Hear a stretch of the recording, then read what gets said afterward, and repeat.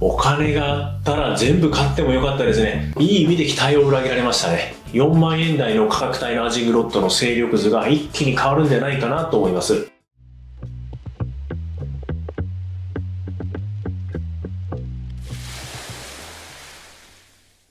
はい、こんにちは、山です。今回は2025年注目度ナンバーワンのアジングロッド、アジドー 7G を詳しく紹介します。よろしくお願いします。アジドー 7G シリーズはアジドー 5G シリーズの上位モデルとして作られたロッドで、僕自身もかなり気になっていたので、釣り具屋さんに入荷とともに全部の番手しっかりとチェックしてきたのですが、このアジドー 7G 触った瞬間にめっちゃええやんってなるぐらいかなりいい仕上がりでテンションめちゃくちゃ上がりましたね。釣り具屋さんで全4機種取り寄せてもらっていろいろと触ってチェックしたんですが、お金があったら全部買ってもよかったですねというぐらいです。予算の都合上とりあえず2本だけで我慢したんですが、僕が全機種買って使いたくなるぐらい全体的に高いレベルで仕上がっていました。このレベルの差をこの価格帯で出されたら困るメーカーさんも多いだろうなって感じで、アジドー 5G の時のように同価格帯のアジングロッドの勢力図が大きく変わるんじゃないかなと思ったぐらいインパクトを感じました。そんな僕が全機種即買いしそうになったアジドー 7G シリーズですが、どんな竿なのか気になっている方もめちゃくちゃ多いと思います。そこで今回は僕が買った61のソリッドと65のチューブラを中心に感度やロッドバランス、そして各モデルの性能を生かす使いどころを詳しく紹介しますので、ぜひ最後までご覧ください。アジドー 7G シリーズの感度は全モデルともにアジドー 5G シリーズよりもよく出ています。正直言うと感度はアジドー 5G シリーズと比べて大して変わらないだろうなと思っていたので、これはいい意味で期待を裏切られましたね。それぞれアジの当たりの伝わり方やジグヘッドを地面に吸った時の振動の伝達の違いを同一条件で比べましたが、 7G の方が圧倒的に良かったですね。これはアジングの経験がほとんどない初心者の方でも明確に違いがわかるくらいでした。アジが食ってきた時のコンとかカサッという当たりが取れるのはもちろん、ツッという網パターンの繊細な当たりもしっかり手元に伝えてくれます。またジグヘッドがそこに当たった時のコツコツという感触や、藻に乗った時のモワッという感触も分かりやすいので、アジがつきやすい海底の地形変化を見つけやすくなるなど、釣り人に大きなアドバンテージがあります。個人的にアジドー 5G シリーズの完成度がめちゃくちゃ高く、ブランクとリールシートとガイドが変わったとはいえ感度はそんなに差がないだろうなって正直思っていたので、 5G シリーズよりもだいぶ感度が良かったのは、これはちょっと予想外で嬉しい誤算でした。アジの当たりが綺麗に手元に伝わったり、海中の様子がイメージしやすいなど、使っていてめちゃくちゃ気持ちいいです。ロッドバランスは全4機種ともに文句なしのカビバランスで仕上がってます。これは軽く振った瞬間にめっちゃええやんって感動するレベルですね。5G シリーズと比べてリールシートの形状が変わっているので、ロッドバランスどうかなと思っていましたが、今回発売された4機種全て現在市場にあるアジングロッドの中でもトップのカビバランスで仕上がっていました。特に612のソリッドモデルはおそらく先重りを軽減するために、このソリッドの部分をアジドー 5G の 622L よりも短く設計するなど、やはりこのアジドーシリーズはロッドバランスが綺麗に出るようにかなり意識して設計されていると感じましたね。あえてこの4機種の中で優劣をつけるとしたら、この65のチューブラモデルが他の3機種のソリッドモデルと比べてちょっとバランスが劣るかなって感じですね。竿先が空洞のチューブラティップで軽いはずなのに、他の竿先が詰まっているソリッドティップよりもバランスが悪いのはなんでかなと思ったんですが、それでも他のメーカーの同スペックのチューブラの竿と比較すると頭2つ抜けてるぐらい紙バランスになっています。これだけいいロッドバランスが出ているので、ちょんちょんとアクションを入れた後の食わせの間のタイミングでアジが食ってきた時にジグヘッドの重さがふっと軽くなるテンション抜けのあたりも超気持ちいいぐらい取れます。で、この 7G シリーズに合わせるリールは全部の機種で 135g の超軽量リールでもいいタックルバランスが出ます。これぞ神バランスの恩恵ってやつですね。150g ほどのリールで合わせても使えますが、できるだけ軽いリールで合わせた方がいいタックルバランスが出て、このアジドー 7G シリーズの良さをより引き出せます。実際に 135g と 150g のリールの組み合わせで試しましたが、軽いリールの方がジグヘッドの細かい操作感などが指揮者のタクトを振るような感覚で快適に操作できました。なので、個人的にこのアジドー 7G シリーズに合わせるリールは予算内でできるだけ軽いリールで合わせるのがおすすめで、軽いリールとの組み合わせの神タックルバランスはめちゃくちゃ癖になります。ちなみに僕はルビアス STSF の 135g を組み合わせて使っています。リールフットに指を挟まない前持ちやリールフットに指を挟む持ち方、いろんな持ち方で普通に持てます。近年のアジングロッドは軽量化のためにこのフロントグリップの部分が短くなっているロッドが多くて、僕のようなリールフットに指を挟まない前持ちでは持ちにくくてちょっと困る時多かったです。この差を使いたいけどちょっと前持ちでは持ちにくいなみたいな感じですね。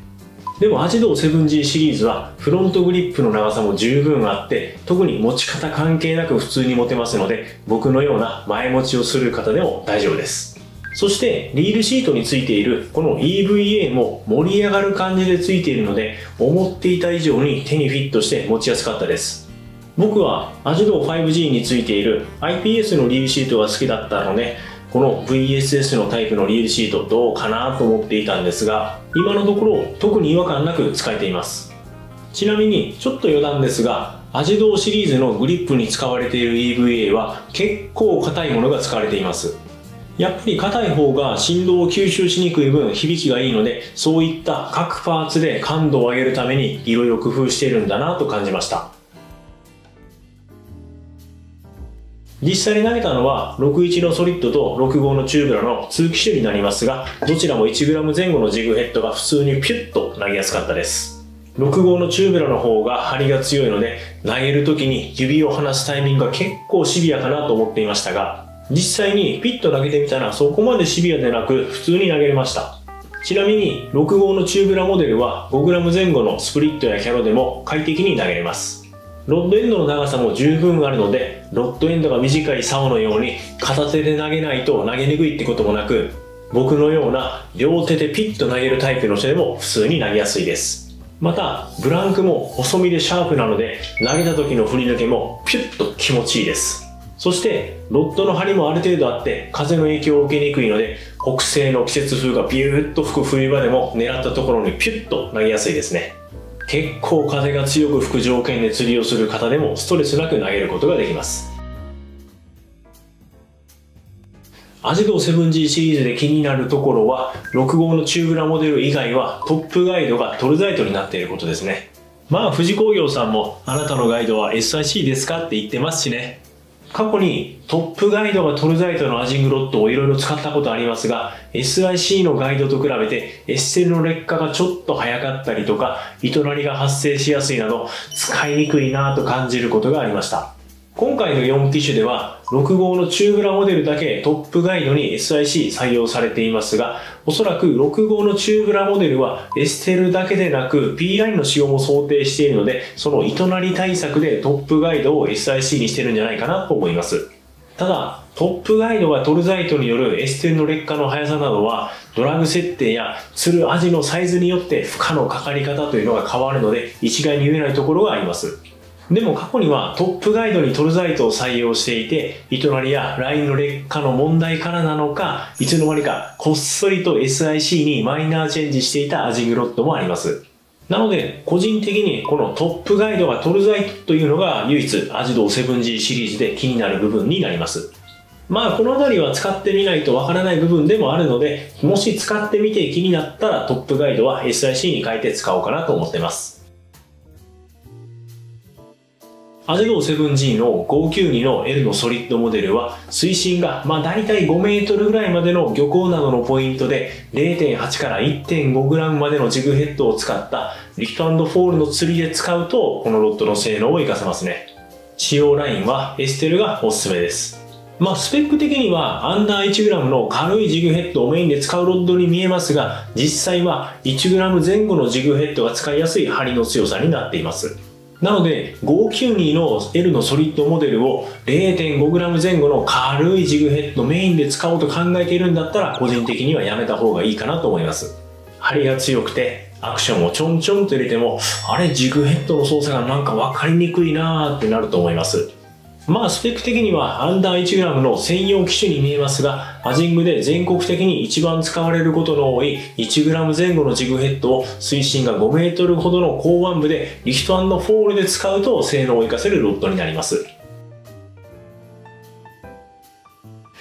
アジドー 7G の612の L のソリッドモデルは水深がだいたい 7m ぐらいまでの港湾部やテトラ帯で 0.8g から 1.8g までのジグヘッドを使ったリフト&フォールの釣りで使うと性能を活かせますね。張りの強さはアジドー 5G の 622L と 622UL の中間ぐらいで、無風の時だったら 0.5g 前後のジグヘッドの操作感も手元に伝わります。ただ1g 以下で 0.5g 前後の超軽いジグヘッドをメインで使う場合はちょっと張りが強くて使いにくいですね。快適に使いやすいのは 1.3g 前後の重さで、合わせるラインはエステルがおすすめです。ロッドパワーは水深が 5m ほどのポイントで 1.8g のジグヘッドをピュッとフルキャストした先の底付近で食ってきてもフッキングできるほどの張りの強さがあります。ただそのぐらいのパワーがあるとは言っても20センチ以下のアジをかけてもロッドが綺麗に曲がってやり取り楽しめますし、尺クラスのアジをかけてもロッドがギュインといなして浮かしてくれるので結構楽にやり取りできます。そして 300g 前後の尺アジもロッドを真上に立てずに横によいしょっとスライドするような形であれば抜き上げできました。ただこの重さのアジを抜き上げている時は折れたら嫌だなー的な感じでちょっと恐怖感を感じましたね。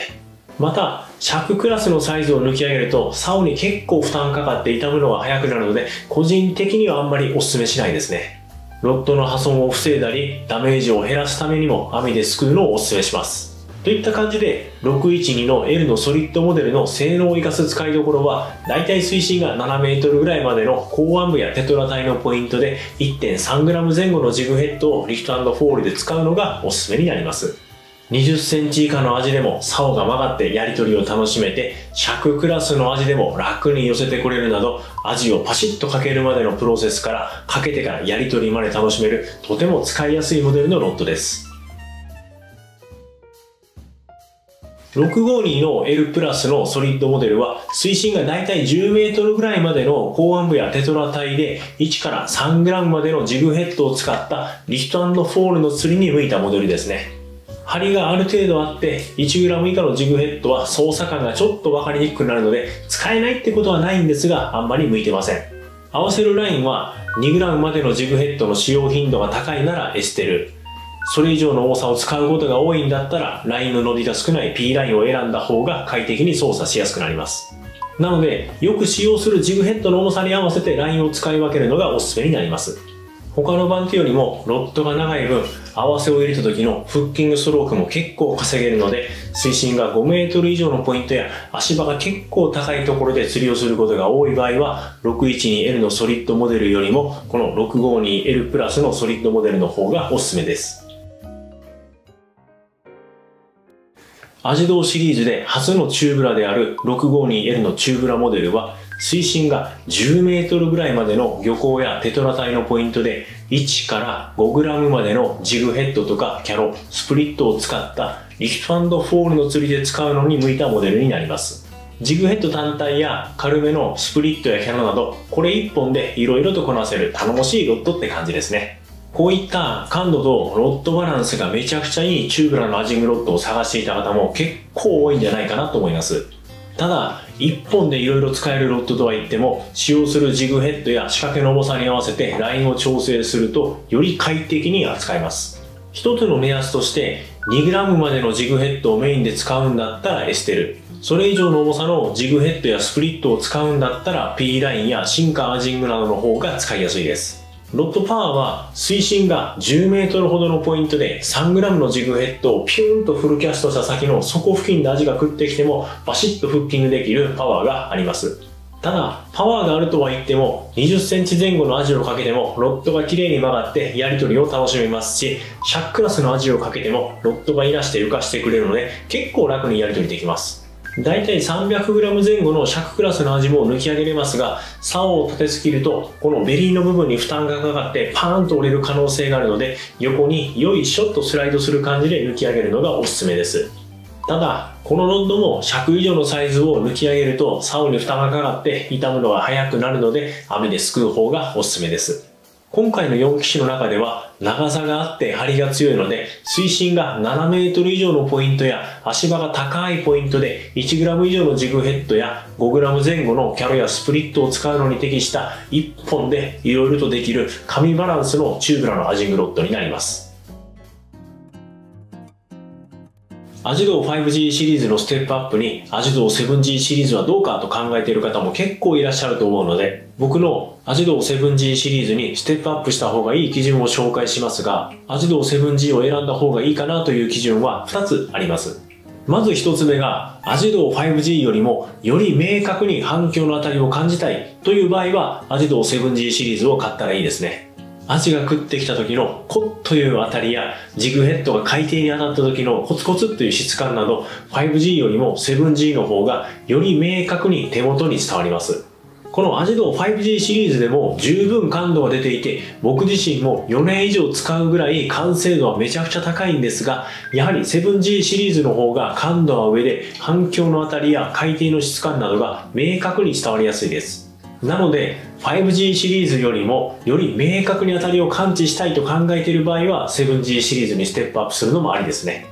そしてもう一つはアジドー 5G よりも若干異なる針の強さのロッドを使いたい場合は 7G を選ぶのがいいですね。というのもアジドー 7G は同じ L のパワー表記でも若干針の強さが 5G と比べて違うように感じました。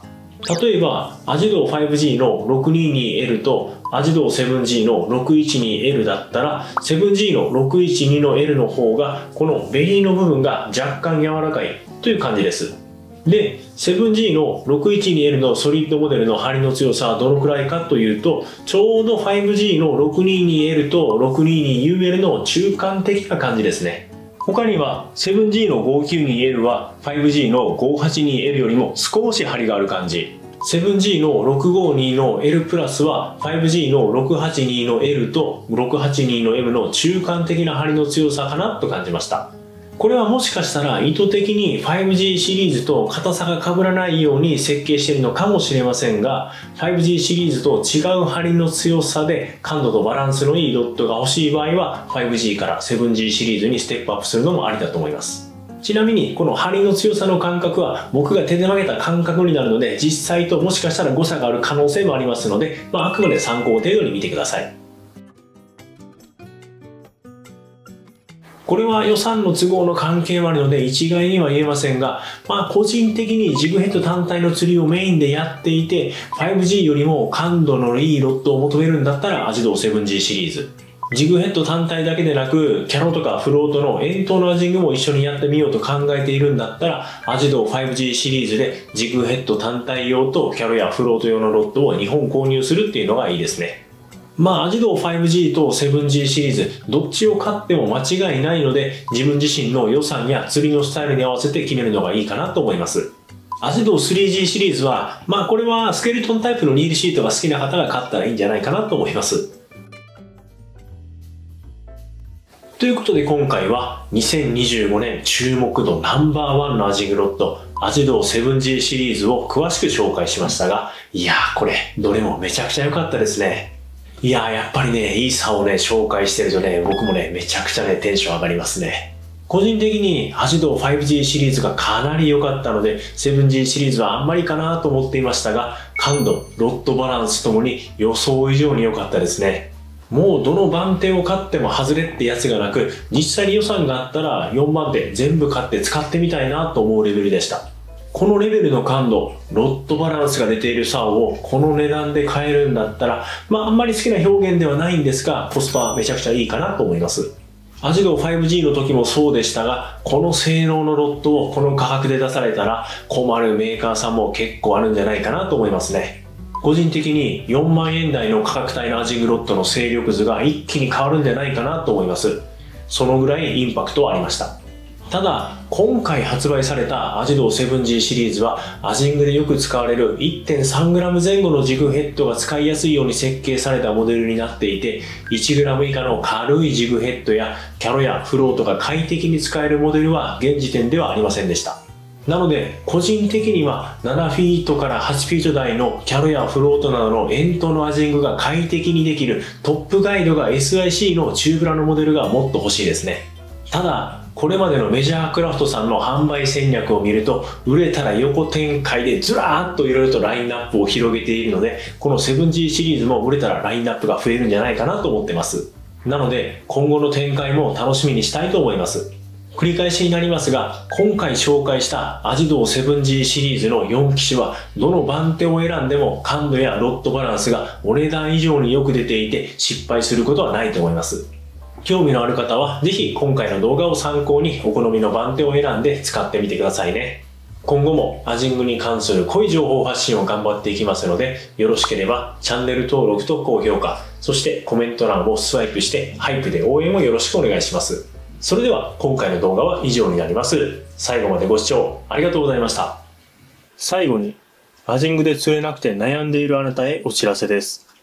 ルアー釣り未経験からアジングを始めた僕が、累計3万匹以上釣って学んだ初心者でも釣れる型をまとめた電子書籍を作りました。アジング初心者応援企画として概要欄のリンクよりプレゼントしていますので、ぜひご覧ください。